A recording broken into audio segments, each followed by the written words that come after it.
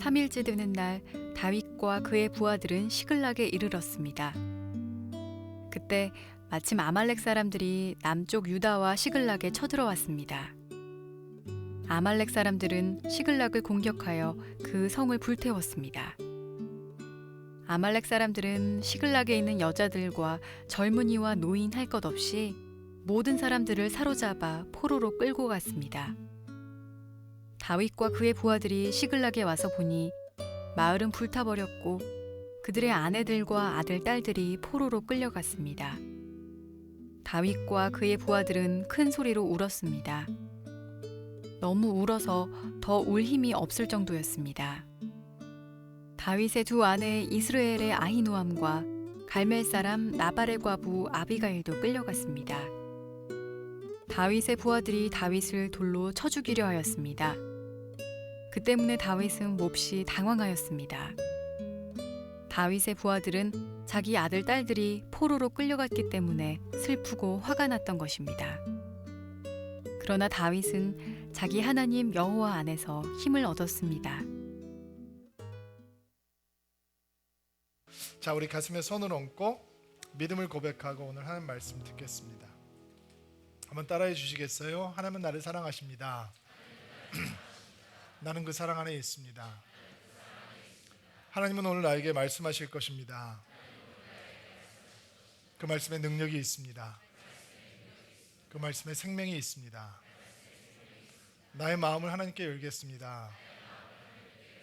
나의 생각을 예수님께 집중하겠습니다. 들은 만큼 변합니다. 들은 만큼 행복해집니다. 광야는 다윗에게 긴 학교였습니다. 아버지 이새의 집에서도 배울 수 없었던 것, 베들레헴의 들판에서도 배울 수 없었던 것, 사울의 왕궁에서 섬기면서도 배울 수 없었던 것을 광야라고 하는 학교에서 다윗은 배우게 됩니다. 만약에 다윗의 인생에 있어서 광야가 빠졌다면 우리의 마음을 그렇게 울리는 다윗의 수많은 기도의 시와 찬양의 노래들은 자취를 감추었을지도 모릅니다. 다윗은 광야에서 하나님을 향한 원망이나 자신을 죽이려고 했던 사울을 향한 분노를 키우지 않았습니다. 하나님께서 다윗에게 공동체를 선물로 주시죠. 그 공동체 사람들은 기본적으로 일반 사회에 적응할 수 없는 사람들이었습니다. 한이 많고 원통하고 빚지고 거칠고 상처투성이의 사람들이었습니다. 그러나 그런 사람들에게 둘러싸여서 살아간다라고 하는 것이 다윗을 그런 사람으로 변화시켜 놓지 않았습니다. 오히려 다윗은 그들의 목자가 되어서 그들에게 하나님을 보여줍니다. 하나님을 가르쳐 줍니다. 그가 이루고 있었던 공동체는 그에게 교회였습니다. 완전한 모습은 아니었지만 그 교회의 모습을 보면서 우리는 하나님께서 하나님의 사람을, 주님의 마음에 합한 사람을 인도해 가시는 것이 이렇게 인도해 가시는구나 라고 하는 것을 볼 수 있습니다. 그러나 다윗이 우리에게 매우 매력적인 이유는 그가 단순히 성경에 등장하는 유일한 하나님의 마음에 합한 사람이다라고 하는 얘기를 듣는 사람이기 때문이 아니고 그가 너무 평범하기 때문입니다. 그가 우리에게 좋은 롤모델이 될 수 있는 건 그가 완벽하지 않기 때문입니다. 너무 허술합니다. 너무 위태위태합니다. 너무 어리석고 바보 같은 결정을 거침없이 합니다. 그런데 다윗은 절묘하게 하나님의 말씀을 주목합니다. 휘청휘청 위태위태하다가 갑자기 하나님을 향한 이 감각이 새로워지고 하나님을 향해서 촉수가 살아나서 하나님을 향해서 자기의 마음을 온전히 세워가는 다윗의 모습을 보게 됩니다. 오늘 우리가 보게 될 내용도 바로 그런 이야기입니다. 우리가 읽었던 본문은 1절부터 6절까지의 말씀인데 사실 우리가 전체 나누게 되는 얘기는 30장 전체에 대한 이야기입니다. 자, 30장 이야기를 좀 시작하기 전에 여기까지 어떻게 이야기가 진행되고 있었는지 잠시 여러분의 기억을 좀 되살릴 필요가 있을 것 같습니다. 다윗이 광야에서 도망자 생활을 하면서 사울 왕을 죽일 수 있는 기회가 두 번이나 있었습니다. 첫 번째 기회는 기억나시나요? 동굴 안에 숨어 있는데 사울 왕이 용변을 보러 들어오죠. 힘을 주고 있는데 죽일 수 있었어요. 그러나 다윗은 결코 그를 하나님께서 기름 부으신 왕 사울을 향해서 칼을 들지 않았습니다. 두 번째 기회는 사울 왕이 십강에 숨어 있는 다윗을 쫓아서 군사들을 풀어서 수색을 하고 다니다가 이제 진을 치고 잠이 들었는데 오밤중에 아비새라고 하는 용사와 다윗이 그 진 안으로 잠복을 해서 들어가게 됩니다. 그리고 사울이 어디서 잠을 자나 봤는데 모두가 잠을 자고 있고 사울의 창이 놓여져 있고 물병이 있는데 내가 당신을 충분히 죽이려면 죽일 수 있었습니다라고 하는 것을 보여주기 위해서 창과 물병을 가지고 나오죠. 그때 아비새가 다윗에게 이런 얘기를 합니다. 명령만 하십시오. 두 번 찌를 것도 없습니다. 한 번만 찌르면 끝낼 수 있습니다. 그러나 다윗은 그것을 허락하지 않았습니다. 그리고 그 두 사건 사이에 우리가 지난주에 보았던 아비가일과 나발의 사건이 끼어 있습니다. 하나님의 기름 부으신 다윗을 이 사울을 향해서는 결코 칼을 들지 않았던 다윗이 누추하게 자기를 만들었던 나발이라고 하는 졸부 앞에서 분노를 폭발하죠. 400명의 군사들에게 칼을 차라 그러고 그 집안의 사람들을 살육하기 위해서 출동을 하게 됩니다. 앞뒤 보이는 것이 없습니다. 분노로 가득 차 있습니다.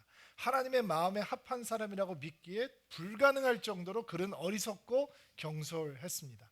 근데 그 앞을 막아서는 아름다운 여인이 한 명이 등장하죠. 아비가일이라고 하는 여인이 등장해서 다윗의 현재가 아닌 미래를 보여줍니다. 나발에게 음식을 구걸하고 거절받는 것은 당신의 미래가 아닙니다.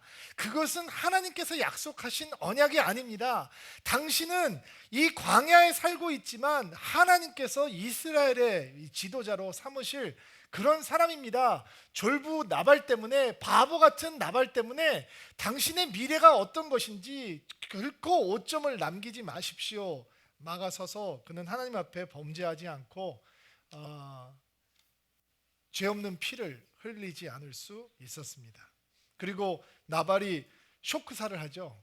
다윗이 화가 나서 다 출동을 했다가 다시 돌아갔다라는 얘기를 듣고 그가 시름시름 앓다가 죽게 됩니다. 그리고 다윗이 아름다운 여인에게 청혼을 하죠. 그 시간이 얼마나 걸렸냐 그런 거 궁금해하지 마세요. 탈상을 한 지 몇 달이 되고 몇 년이 된 다음에 결혼을 했을까 이런 거 생각하지 말고 그러면 그런 불륜의 로맨스가 그 대화 속에서 싹트고 있었을까? 이거는 정말 여러분이 드라마를 너무 많이 보기 때문에 그런 것이고 당신이 정말로 나에게 하나님을 보여주었군요. 하나님께서 당신을 보내셔서 내가 이런 죄를 짓는 것을 막아주셨군요. 거기서 끝. 그리고 나발이 죽고 다윗이 아비가일을 아내로 맞아들입니다. 영화라면 여기서 끝내야 되죠. 둘이서 입맞춤을 하고 쫙 끝나면서 야 하나님 멋지네. 광야에서 사랑을 선물로 주시는구나. 진짜 하나님 대단하시다 라고 생각을 할 수 있겠죠. 그러나 다윗의 광야의 이야기는 그렇게 쉽게 막이 내리지 않습니다. 다윗이 또 휘청거리기 시작합니다. 사울 왕이 너무 집요하게 다윗을 쫓아오니까 다윗이 너무너무 두려워져서 다시 블레셋 땅으로 피신을 갑니다. 기억나세요? 다윗이 처음 사울 왕을 피해서 블레셋 땅에 갔을 때 가드라고 하는 곳의 왕이었던 아기스라고 하는 사람에게 피신을 가잖아요. 근데 자기를 아무도 못 알아볼 것이다 라고 생각을 했는데 다윗이 제일 싫어하는 노래를 사람들이 부르기 시작하죠. 무슨 노래였어요? 사울이 죽인 자는 천천히요, 다윗이 죽인 자는 만만이라. 그 지긋지긋한 노래를 얘기하면서 그는 감당할 수 없는 두려움에 사로잡히죠. 그래서 수염에다 침을 질질 흘리고 미친 사람처럼 행동을 해서 죽일 가치도 없는 별 볼 일 없는 미치광이라고 생각하고 내쫓아 버리잖아요. 근데 다시 그 아기스 왕에게로 돌아가게 됩니다. 그러면 옛날에는 죽일 가치도 없는 하찮은 사람이었는데 왜 지금은 아기스가 다윗을 받아주느냐? 600명의 용사를 데리고 가잖아요. 용병인 거죠. 용병이 돼서 쉽게 얘기하면 다윗의 칼을 파는 거예요. 아기스 왕을 대신해서 전쟁을 하고 노략질을 하고 전리품을 가져다가 상납을 하고 이런 인생으로 전락을 하게 됩니다. 다윗이 블레셋 땅으로 들어가기 전에 하나님에게 물어보았을까요? 하나님에게 물어보았다면 과연 하나님께서는 그런 다윗에게 아기스에게 가서 내 몸을 의탁해라 라고 허락을 하셨을까요? 성경은 어디에도 그 결정 가운데 다윗이 기도하면서 하나님에게 물으면서 했다라고 나오지 않습니다. 이 결정은 순전히 다윗의 상식적인 세속적인 판단이었던 것 같습니다. 600명의 군사를 데리고 아기스에게 나타나니까 아기스가 이용 가치가 있으니까 다윗을 고용을 하는 거죠.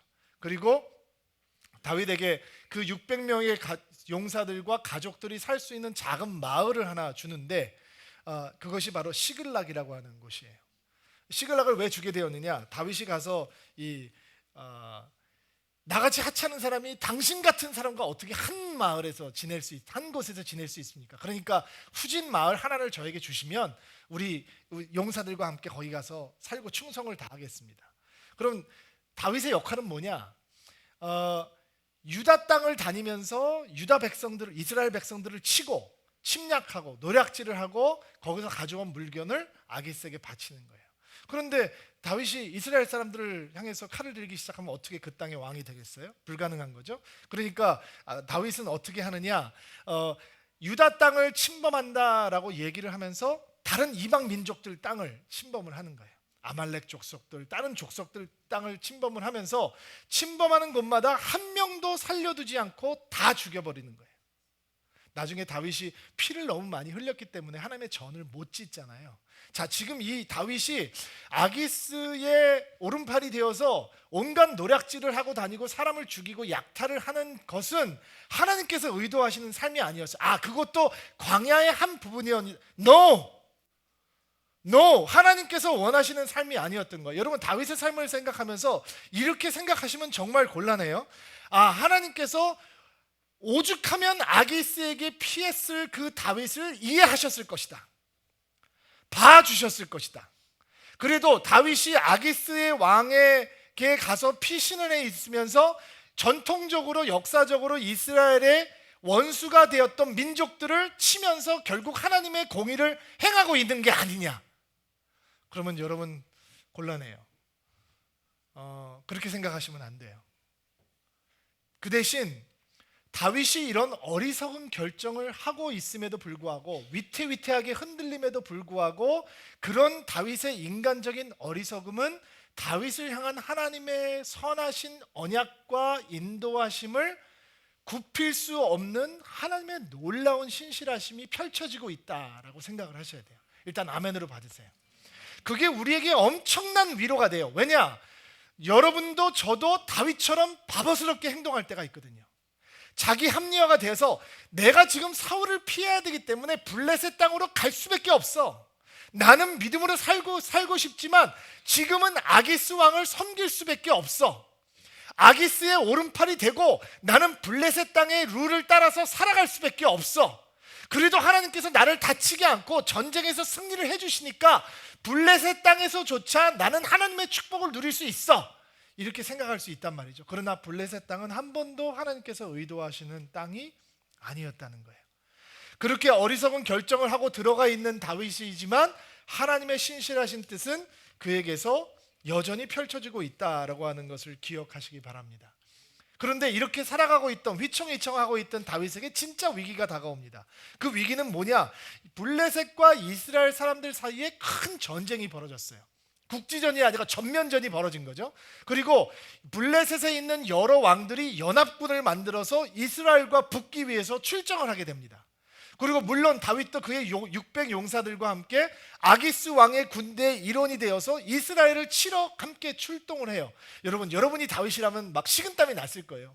나 아는 사람 만나면 어떡하지? 나 거기 아는 사람 많은데 내가 이스라엘의 군대의 장이었을 때 내 뒤를 따르던 그 수많은 사람들이 이제 장군이 돼서 나를 맞으러 나올 텐데 내가 변장을 해야 되나? 도망가야 되나? 만약에 지금 도망을 가게 되면 아마 다윗의 목을 노리는 것은 사울 왕 플러스 블레셋 사람들이 될 거예요. 아마 막 너무너무 긴장하고 가고 있었을 거예요.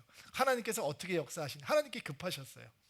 왜냐하면 다윗이 이스라엘 사람들과 전쟁을 하면 하나님의 마음에 합한 마음을 가진 왕이 될 수가 없는 거예요. 어떻게 그런 왕이 되겠어요?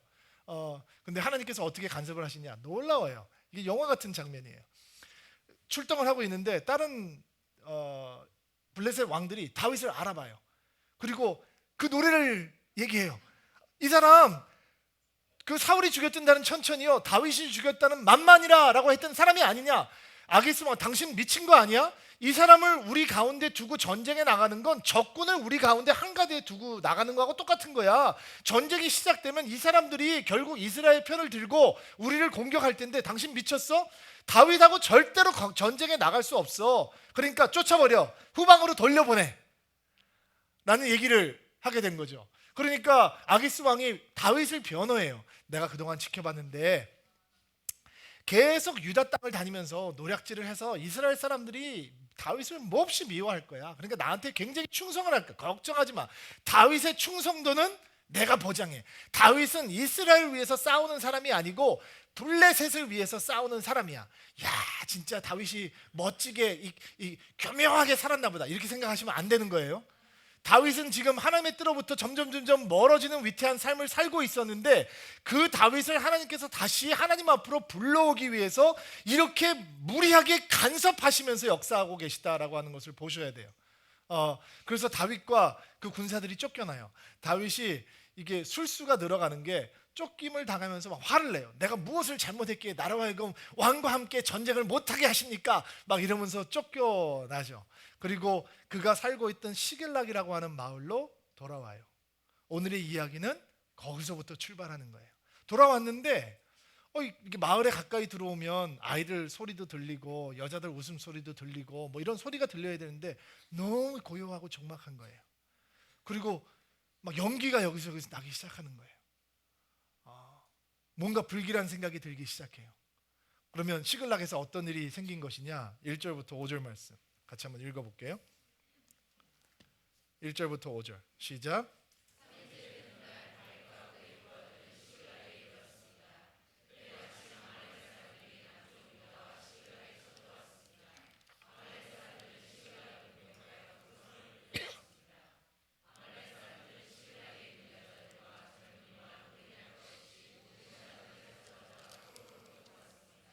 다윗과 그의 부하들이 시글락에 돌아와 보니 마을은 불타버렸고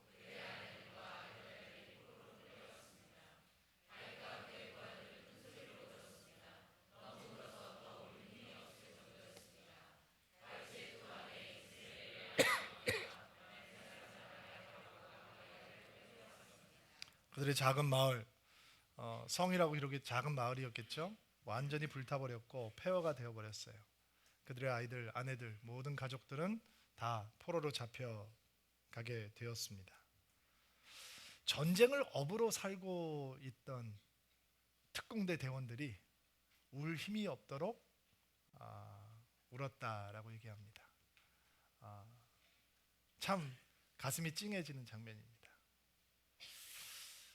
그들이 소소한 행복을 누리고 있던 시글락은 완전히 잿더미가 되었고 그들은 목 놓아 울며 하나님을 원망했을 것이고 무너져 내리는 마음을 주체할 수가 없었을 것입니다. 6절 한번 보시겠어요? 그리고 다윗의 부하들, 다윗의 공동체는 어떻게 행동을 하느냐? 다윗의 부하들이 다윗을 돌로 쳐 죽이려고 하였습니다. 그들의 슬픔은 곧 분노로 바뀝니다. 눈물이 그들을 서로 연민하게 하고 서로 함께 연합하도록 돕는 대신 다윗을 향해서 책임을 전가하고 이렇게 우리를 고통을 당하게 하는 블레셋 땅으로 우리를 인도한 저 무능한 지도자를 돌로 쳐 죽이자라고 하는 분위기가 조성이 되었습니다. 여러분, 폐허가 된 시글락 앞에서 600명의 용사들의 안에 있던 최고로 추악한 모습이 드러나기 시작합니다. 그런데 위태위태하게 휘청이던 다윗, 우리가 공부하고 있는 그 다윗은 똑같이 불타고 잿더미가 되어 있는 시글락 앞에서 가장 아름다운 모습을 꺼집어냅니다. 6절 계속 다시 한번 읽어볼게요. 읽어주세요. 시작.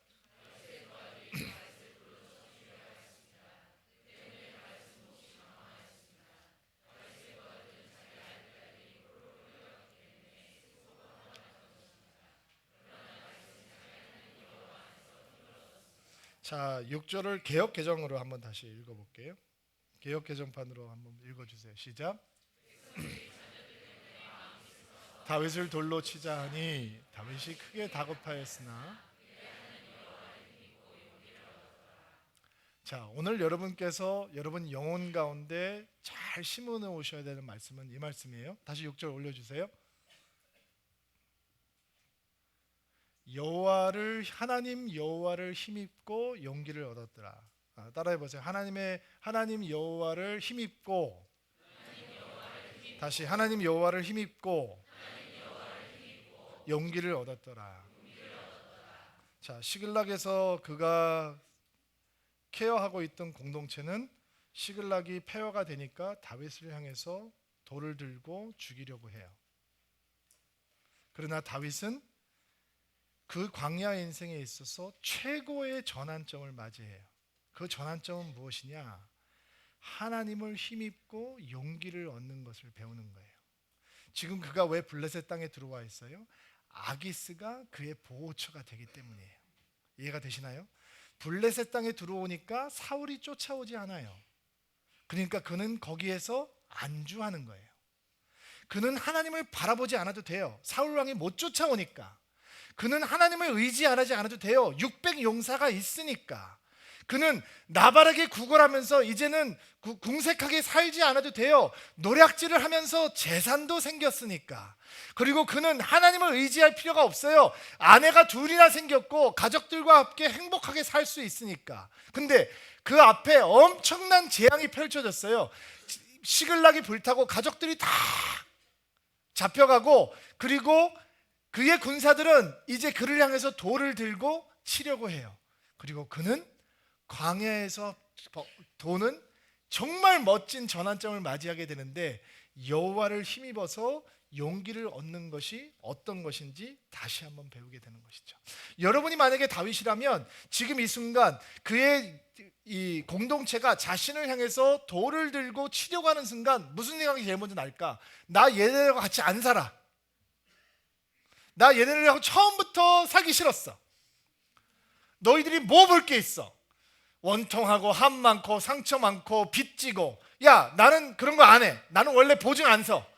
나는 혼자 살래. 나는 아비가일도 있고 다 있으니 나는 그냥 떠날래 라고 하면 되는 것이죠. 근데 놀라운 사실은 그가 사람을 의지하지 않고 아기스를 의지하지 않고 환경을 의지하지 않고 세상 것들을 의지하지 않고 여호와를 힘입어 용기를 얻는 것을 시작하기 때문에 그는 그의 공동체를 버리지 않아요. 이게 놀라운 변화인 거예요. 이런 사람들을 다시 품고 그들의 목자가 된다라고 하는 것은 정말 하나님을 온전히 의지하는 마음이 있지 않으면 불가능한 것이죠. 불타버린 시글락 앞에서 다윗은 하나님을 의지하고 하나님을 힘있는 마음을 회복하죠. 그래서 이제부터 다시 하나님은 그에게 힘이 되시고 하나님은 다시 그에게 피난처가 되어주시는 하나님이 되시는 것입니다. 재앙은 언제나 우리가 하나님을 온전히 의지할 수 있는 비상구를 보여줍니다. 어떤 사람들은 재앙 앞에서 최악의 모습을 드러내지만 하나님을 힘입어 용기를 얻을 수 있는 하나님을 의지하는 마음이 있는 사람들에게 재앙은 하나님을 체험하는 고속도로가 되는 것입니다. 여러분, 다윗이 기도하는 사람이거든요. 근데 블레셋에 들어가서 사는 시간이 몇 개월이냐면 16개월이에요. 짧지 않은 시간이죠. 기도했을까요? 기도했다는 얘기가 없어요. 그런데 그가 자신을 죽이려고 하는 이 삐뚤어진 공동체 앞에서 여호와를 힘입어 의지하고 용기를 얻는 것을 배운 다음에 그가 가장 먼저 하는 것은 무엇이냐? 7절, 8절 말씀 한번 볼게요. 7절, 8절 읽어주시겠어요? 시작.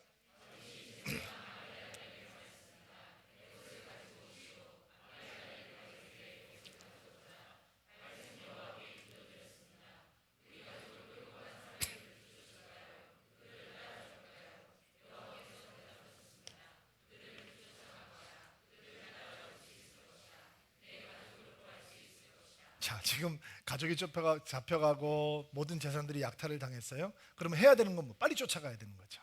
이거는 물어볼 필요 없는 거예요. 상식이고 빨리 판단이고, 지금 빨리 따라잡으면 따라잡을수록 그들을 구할 수 있는 시간도 생기게 되겠죠. 근데 다윗은 뭐라 그러냐면 제사장에게 에봇을 가져와라. 에봇이 뭐냐면 제사장들이 입는 상의 상의예요.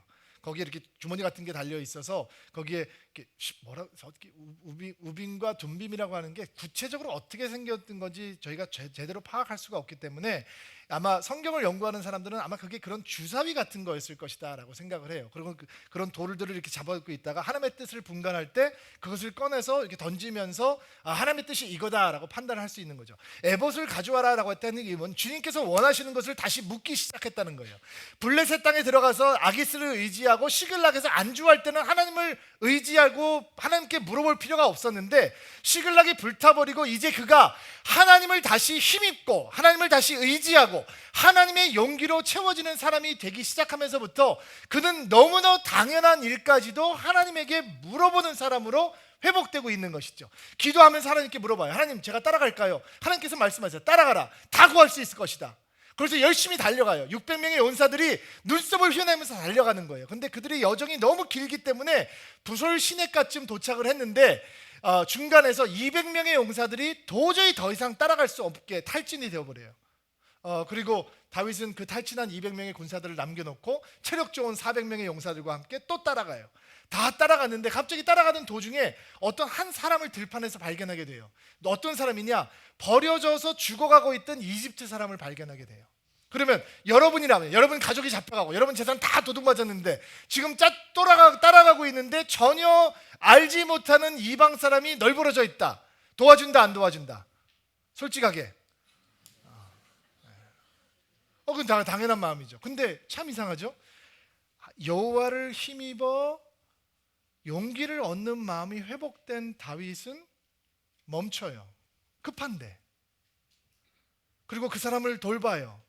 먹여요. 살아나요. 그리고 당신 왜 여기서 이렇게 널브러져 있냐 물어보니까 하나님께서 기가 막힌 인도하심을 하신 것을 보게 돼요. 이 이집트 사람이 지금 유다 지방에서 약탈을 하고 돌아가는 아말렉 사람들의 종이었다는 거예요. 그리고 그 이집트 노예가 우리가 시글락이라고 하는 마을도 완전히 다 불태워버렸어요. 그러니까 다윗이 귀가 확 열리는 거죠. 그러면 그 시글락에서 잡아왔던 사람들을 어디로 데려갔는지 당신이 알고 있냐 물어봐요. 당신이 우리를 거기까지 데려다 줄 수 있냐? 이 이집트 노예가 자기가 살게 되었으니까 당신이 그 무지막지한 아말렉 주인에게 나를 돌려주지 않는다라고 약속을 하면 내가 당신 가족들이 있는 곳까지 데려다 주겠다라고 얘기를 해요. 이게 하나님의 놀라운 간섭인 거죠. 그리고 진짜 그들의 코앞까지 데리고 가는 거예요. 도착을 해보니까 자, 전쟁에서 승리했어요. 포로들도 생겼어요. 노예가 되는 거죠. 그리고 재산도 많이 늘었어요. 그러니까 이 사람들은 뭐 하고 있겠어요? 파티하겠죠. 파티를 하면 어떻게 되겠어요? 다 술이 취해서 늘어져서 다 자고 있는 거예요. 그리고 다윗이 그날 밤부터 그 다음날 저녁까지 전쟁을 해요. 그리고 도망간 사람들을 빼놓고 전부 다 죽여버리고 한 명도 잃지 않고 다시 구출했을 뿐만 아니라 이 아말렉 사람들이 유다 지역을 다니면서 노략했던 물건들, 가축대들까지 데리고 돌아오게 되는 거예요. 이 400명의 용사들이 너무 업돼가지고 소떼 양떼를 끌고 막 오니까 너무너무 기분이 좋아가지고 사람들이 막 소리를 지르기 시작해요. 이것들이 전부 다 다윗의 전리품이다 라고 소리를 지르기 시작해요. 근데 지금 부솔 협곡에 누가 남아있죠? 200명의 용사들이 남아있잖아요. 근데 그 200명의 용사들이 있는 데까지 도착을 해보니까 이게 400명의 용사들이 보니까 너무 편하게 있는 거죠. 여러분, 전쟁을 하면서 뭐 얼마나 지쳤겠어요. 다친 사람도 있었을 것이고 죽다 산 사람도 있을 것이고 어쩌면 사망자가 생겼을지도 모르고 정확하게 우리가 알 수는 없지만 전쟁이라고 하는 거 힘들고 와보니까 막 피투성이 흑투성이가 돼서 돌아오니까 부솔 시내가에서 우아하게 에스프레소 커피 마시고 있는 사람들 이런 사람들이 있는 거예요. 그리고 그 원통한 사람들, 한이 많이 맺힌 사람들, 상처투성이인 사람들 속에 있는, 그리고 다윗을 돌로 쳐서 죽이려고 했던 분노 폭발 장애를 가지고 있는 사람들의 마음에 또 다른 악한 마음이 생기기 시작해요. 21절부터 볼게요. 21절, 22절 읽어주세요. 시작.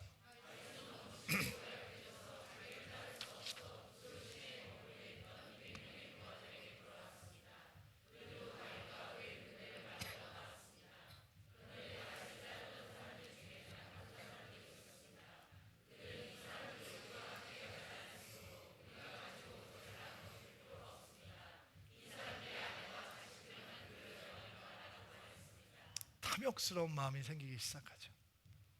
내가 이렇게 싸움에서 다치고 칼에 찔리고 창에 긁히고 해서 얻은 거를 이렇게 편하게 앉아있던 200명의 사람들과 나누라고? 절대로 그럴 수 없어. 가족 다졌으면 되는 거지 너희들하고 줄 수 없어 라고 얘기를 하기 시작합니다. 이게 다윗의 공동체였습니다. 정말 저 같으면 짐 쌌을 것 같아요. 너희 다 가져, 다 가져. 그리고 떠나갔을 것 같아요. 그런데 다윗은 사람이 실망할 수 없는 마음으로 충만해져 있습니다. 그게 어떤 마음이었는지 아시죠? 여호와를 힘입어 용기로 가득해진 마음, 오직 하나님만 의지하는 마음. 그래서 그는 사람으로 힘입어 용기를 얻지 않기 때문에 이런 어글리한 시글락의 모습에도 실망하지 않고 그 공동체 사람들을 사랑합니다. 23절, 24절 말씀 읽어보세요.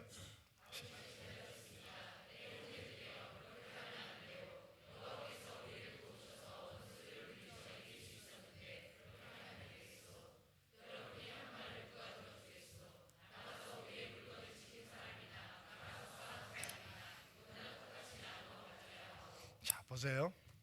다윗이 아기스 왕을 의지하고 블레셋 땅을 신뢰하고 자기의 용사들을 충성도를 신뢰하고 했을 때 할 수 없었던 행동을 하기 시작해요. 자기를 죽이려고 했던 사람들과 함께 거룩한 전쟁을 하고 그 전쟁에서 하나님의 도우심으로 승리를 하고 그 전쟁의 영광, 전리품이죠. 그 영광을 아무것도 하지 않고 뒤에 처져 있던 사람들과 함께 나누고 포악한 욕심으로 가득했던 사람에게 진정한 공동체가 무엇인지 가르쳐주고 그는 그들의 목자가 되어서 하나님을 보인 삶을 살게 되었다는 것입니다. 그런데 더욱 놀라운 다윗의 행동이 하나가 등장을 합니다. 26절 말씀 한번 보시겠어요? 26절 읽어주세요.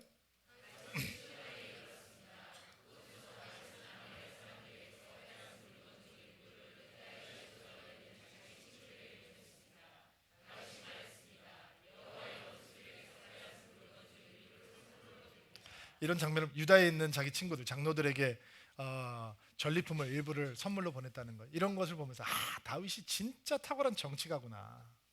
술수가 보통이 아니다. 나중에 자기가 왕이 될 때 이 우호적인 세력을 확보하기 위해서 뇌물을 지금 매기고 있는 거구나 라고 생각을 하면 여러분 그건 진짜 유치한 해석이에요. 사극을 너무 많이 보시는 거예요. 지금 다윗은 도망자예요. 도망자는 전리품을 하사할 수 없어요.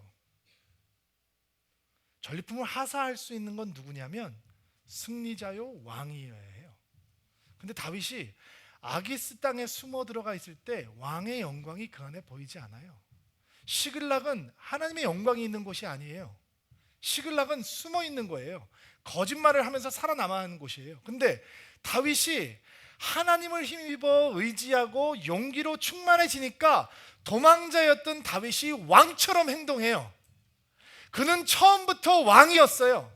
그가 블레셋 땅을 들어왔을 때 하나님께서 그것을 보여주셨어요. 들려주셨단 말이에요. 기억하시나요? 그가 아기스 앞에 나타났을 때 아기스의 신하들이 뭐라고 얘기를 하냐면 바로 이자가 이스라엘 왕인 다윗이 아닙니까? 라고 얘기했어요. 블레셋 땅에 숨어들었을 때 하나님께서는 이미 말씀하셨던 거예요. 너는 이 땅에 있어야 될 사람이 아니라 너는 이스라엘의 왕이다 라고 말씀을 하셨던 것이죠. 근데 사람을 의지하고 자기의 술수를 의지할 때 그것을 볼 수가 없었어요. 근데 시글락이 무너지고 오직 그가 하나님으로 힘입어 용기로 충만해져서 하나님을 의지하는 것을 회복하고 나니까 도망자였던 다윗이 왕처럼 행동하는 거죠.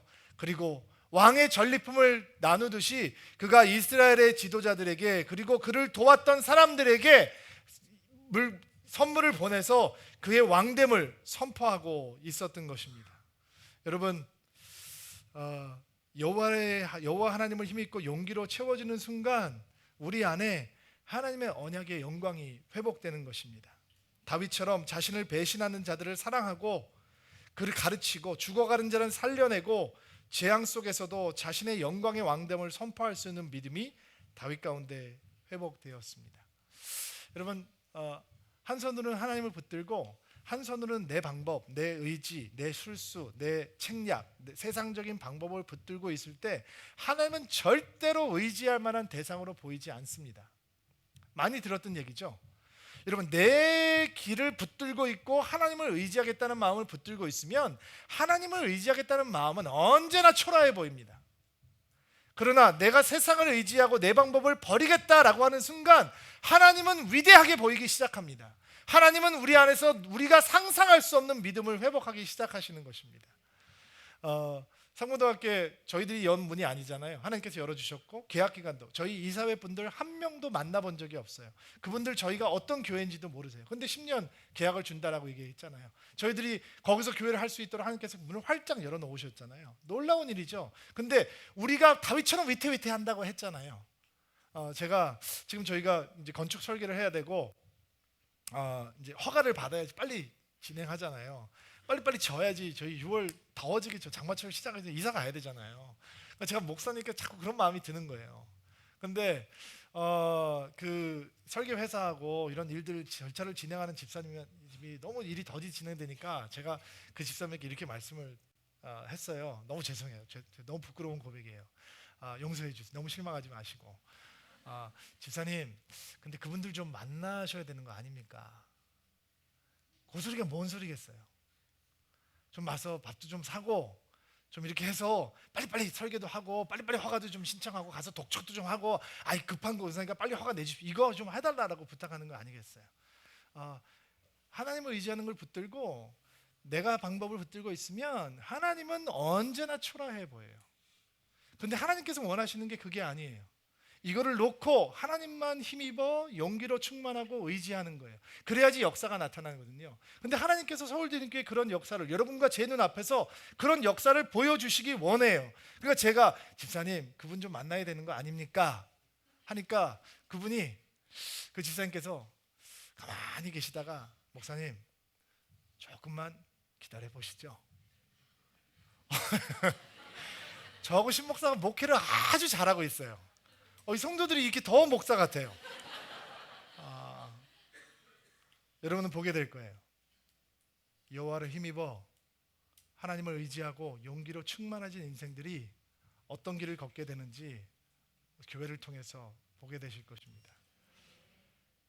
여러분 안에 오늘 이 말씀이 어떤 상황에서든지 하나님을 힘입어 용기를 얻는 아름다운 믿음에 회복되는 말씀으로 자리하게 되기를 주의 이름으로 축복합니다. 한번 일어나시겠어요?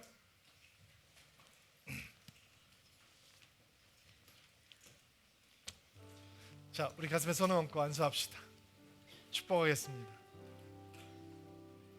하나님, 다윗처럼 위태위태 휘청휘청할 때가 있습니다. 하나님을 의지한다고 입술로는 고백을 하면서도 우리의 방법, 세상의 끈을 놓지 못하고 여전히 집착하는 때도 있음을 고백합니다.